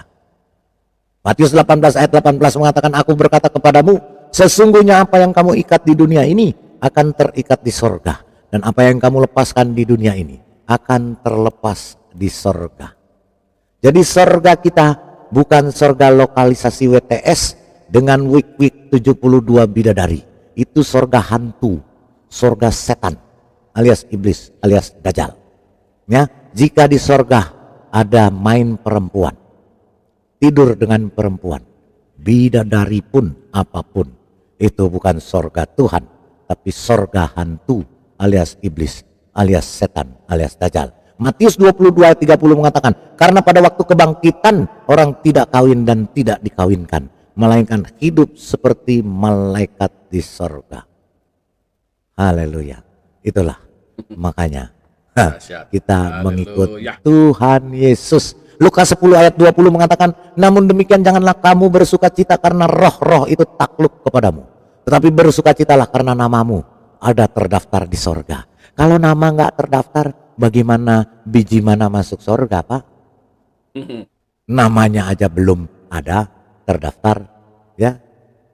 Itulah hebatnya Tuhan Yesus Kristus. Bukan seperti Tuhan yang mengaku-ngaku Tuhan, padahal hanyalah hantu alias iblis, alias setan, alias dajjal. Silakan Bang Leres Waras. Terima kasih Pak Lidara. Ya. Saya sangat terharu nonton kesaksian tadi Bapak Pendeta Muhammad. Haleluya. Ya, itu juga sedih juga ya, tetangga kita ternyata ditipu, korban hoax, penipuan si setan itu. Aduh, saya bagi 2 ayat aja deh. Pertama itu Pak Pendeta Muhammad itu berbicara sebenarnya sebuah firman yang sangat kuat ya. Dia bilang jangan lupa baca Injil Yohanes pasal 10. Di Injil Yohanes pasal 10 itu Tuhan Yesus berkata, ayat 28. Tuhan Yesus berkata di ayat 28, dan aku, Yesus Kristus, memberikan hidup yang kekal kepada mereka, dan mereka pasti tidak akan binasa sampai selama-lamanya. Dan seorang pun tidak akan merebut mereka dari tanganku. Ini sebenarnya kekuatan dan kekuasaan Yesus Kristus, Pak. Gitu, ayat ini sangat berkuasa, sangat kuat. Jadi di dalam tangan Tuhan Yesus Kristus itu terletak jaminan keselamatan. Jaminan keselamatan ini tidak bisa diberikan oleh nabi manapun, bahkan nabi orang Yahudi sekalipun. Hanya Yesus Kristus, satu orang ini saja, yang berkata, aku, Tuhan Yesus nih yang ngomong nih waktu dia jadi manusia nih, aku memberikan hidup kekal kepada mereka. Jadi kita ini yang mencintai Tuhan Yesus Kristus ini gimana ya? Ini karunia yang dulu hilang karena peristiwa Taman Eden, penipuan ular terhadap bosnya si Adam dan Hawa, itu dikembalikan kepada kita, keturunan Adam. Nah, ini satu hal yang tidak bisa diberikan oleh manusia biasa. Semua manusia itu lahir dari sperma bapaknya. Tuhan Yesus tidak lahir dari sperma bapaknya. Injil Lukas pasal 1, waktu pemberitaan malaikat Gabriel kepada Maria, Lukas pasal 1 ayat 35, jawab malaikat itu kepada Maria, Roh Kudus akan turun atasmu, Maria, dan kuasa Allah yang Maha Tinggi akan menaungi engkau. Sebab itu anak yang akan kau lahirkan itu akan disebut kudus, anak Allah. Yesus itu lahir dari kekuatan kekuasaan Allah dan Roh Kudus di dalam diri Maria, sehingga Maria bisa hamil tanpa sperma laki-laki dan melahirkan anak laki-laki yang sehat. Nah, diberi nama Yesus, anak milik Allah langsung. Jadi kalau ditipu pihak sana dengan mengatakan, Yesus manusia biasa, baca dong, ini kesaksiannya. Bukan tipe yang Jibril ngeliatin farjahannya orang. Bukan gitu. Ini yang sejatinya kun fayakun ya ini. Nggak perlu ngeliat-liat parjaha, nggak perlu tiup-tiup parjaha, nggak perlu banget. Malaikat Gabriel cuma bicara, kuasa Allah dan turun atas kamu, Roh Kudus akan menaungimu, kamu akan melahirkan anak laki-laki, namanya Yesus. Anak ini anak Allah, milik Allah. Tanpa sperma laki-laki. Jadi manusia. Itulah Allah yang sejati, Allah kami. Allahnya orang Kristen, Allah yang turun menjadi manusia ke dalam dunia ini. Dan dari situ, kita ingat tadi di Yohanes 10, Tuhan Yesus waktu sebelum disalibkan, dalam kemanusiaannya, dia sendiri bilang kalimat yang sangat berkuasa.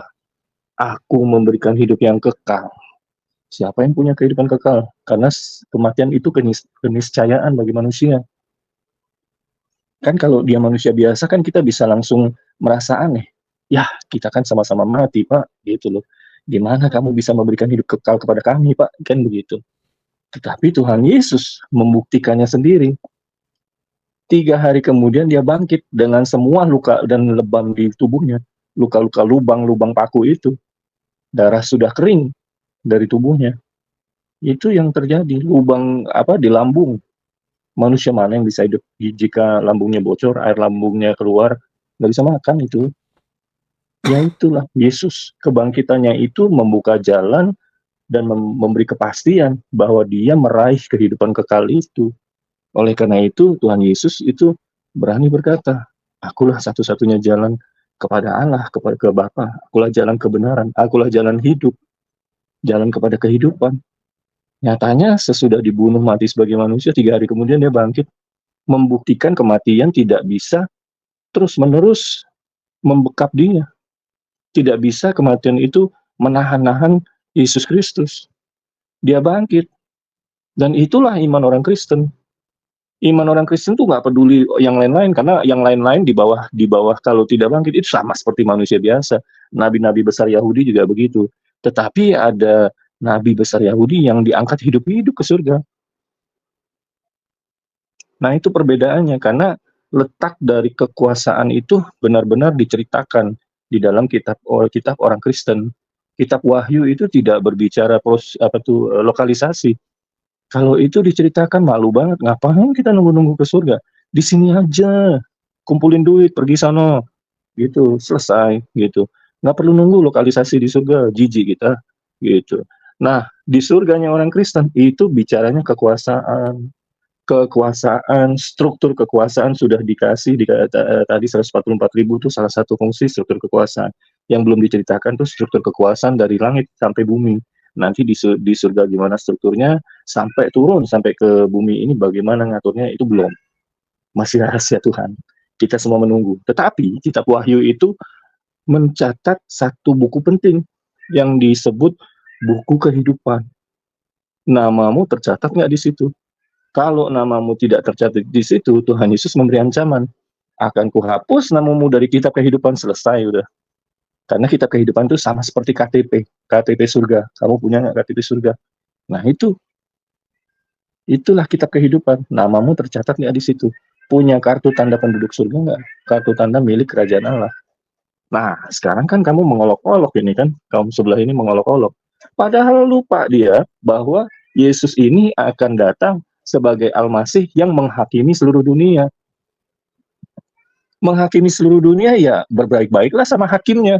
Masa hakimnya diolok-olok, ya hakimnya marah, dibuanglah itu, masuk ke neraka. Gitu.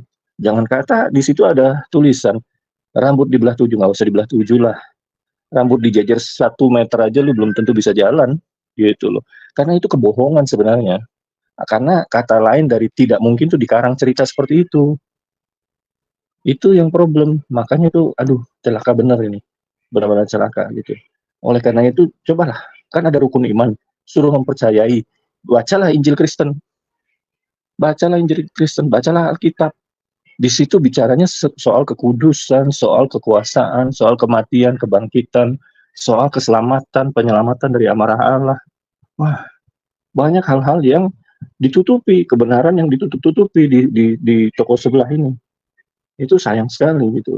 Bahwa Tuhan Yesus datang ke dunia ini itu sebagai jaminan kepada manusia bahwa Allah ingin manusia kembali ke surga. Itulah yang terjadi.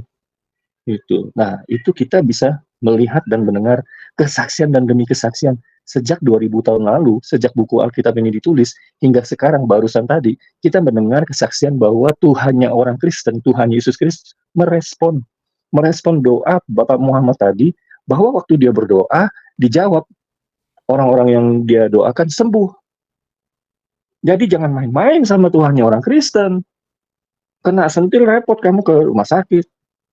Belum tentu sembuh. Kalau sudah dihukum Tuhan, celaka kamu. Gitu.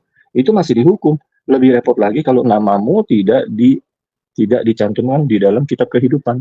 Tidak ada nama kamu di kitab kehidupan. Celaka 12, bukan celaka 12, celakanya celaka banget deh. Kenapa? Karena kalau tidak ada di buku kehidupan, artinya kamu di neraka. Kalau kamu di neraka, ya siksa kubur, siksa neraka seumur-umur tuh. Nggak bakal keluar tuh. Gitu. Makanya jalan satu-satunya keluar dari neraka disebut, akulah jalan, kebenaran, dan hidup. Dialah jalannya, dia yang menuntun kamu keluar. Dia sudah memberikan bukti-bukti. Dari sejak dulu sampai sekarang, kesaksiannya banyak. Kalau browsing-browsing, ketemu apa yang orang-orang kita berobat ke negeri jiran, ke rumah sakit gitu. Itu banyak tuh dokter-dokter yang kalau pasiennya orang Kristen cerita. Kita sering tuh ketemu kasus-kasus Yang ada kanker tulang. Jadi tulangnya tumbuh atau kankernya tumbuh di tulang. Gitu. Wah, bisa hilang, bisa hilang. Itu tidak ada di ilmu kedokteran bisa begitu. Karena tidak bisa ada posisi yang sulit yang dekat saraf. Kalau dioperasi sarafnya kena putus, itu lumpuh seleher ke bawah. Itu. Jadi maksud saya, berusahalah untuk mencari keselamatanmu, jaminan keselamatanmu. Yesus satu-satunya jalan yang memberikan jaminan keselamatan. Bukan cuma ngomong, dia sendiri mati, dia sendiri bangkit dari antara orang mati. Itu sudah bagi kami sudah letak iman kami di situ. Dia yang pertama bangkit, kita yang berikutnya akan bangkit mengikuti dia. Disitulah iman orang Kristen. Dan yang lebih asik lagi, Yesus itu merespon doa. Orang benar pasti direspon doanya. Itu yang paling bagus. Karena banyak juga yang merasa kesulitan dalam hal ini gitu. Tapi di dalam Alkitab para rasul juga berbicara, bukannya tutup mata mereka itu. Tekunlah berdoa sampai jawaban doa itu tiba. Itu. Jadi bukan hal yang mudah karena doa itu dianggap sebagai peperangan rohani di luar sana. Ilmu-ilmu harus dipatahkan di sana. Ada setan yang mengganggu di sana. Banyak macamnya, banyak. Kita bisa belajar di dalam kitab-kitab orang Kristen. Tetapi yang paling penting tokoh utamanya Yesus Kristus memberi jaminan bahwa nama kita itu tidak akan hilang. Kita hidup ataupun kita mati, nama kita itu adalah terjamin di surga di bawah naungan Yesus Kristus. Demikianlah firman Tuhan. Disampaikan dalam Yohanes 10. Aku akan memberikan kepada mereka kehidupan kekal dan tidak ada seorang pun yang bisa mengambil mereka dari tanganku. Itu sudah jaminan kekuasaan dari Yang Maha Tinggi. Jaminan kekuasaan, perlindungan atas nama kita akan tetap ada di sana selama-lamanya. Amin. Begitu, Pak. Silakan Pak Ledara.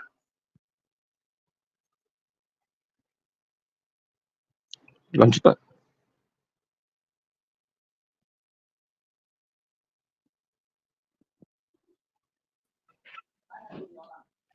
Pak Lidara tidur ini.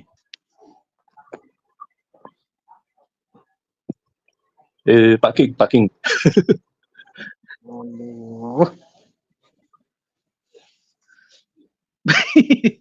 Sama-sama tidur. Ya, Pak Sena langsung aja Pak Sena, Pak. Gimana sih ini, weh? Ini buka channel tapi tidur. Moderatornya lagi sibuk bikin kopi.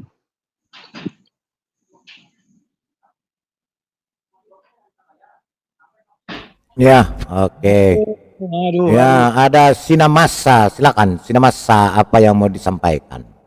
Ya, salam dulu semua buat kita yang ada di room dan juga buat ada yang di live chat dan juga penonton semua yang sekarang maupun yang besok maupun yang menonton selanjutnya. Salam semuanya. Nah, ini tadi sangat menarik ya kesaksian Pak Ilyas itu ya. Dan memang ya begitulah esensi yang ada di dalam Alkitab. Esensinya apa? Ya bagaimana kita manusia ini ciptaannya untuk kembali kepadanya. Itulah sesungguhnya kemauan Allah. Itulah sesungguhnya kehendak Allah. Bagaimana ciptaannya untuk kembali. Karena apa? Karena memang tadinya di dalam kitab Kejadian, manusia ini sudah jatuh ke dalam dosa. Artinya sudah dikuasai iblis. Nah ini kan di kitab nenek saya kan nggak ada itu. Seperti itu. Makanya mereka sampai sekarang itu masih mencari di mana jalan lurus itu gitu loh.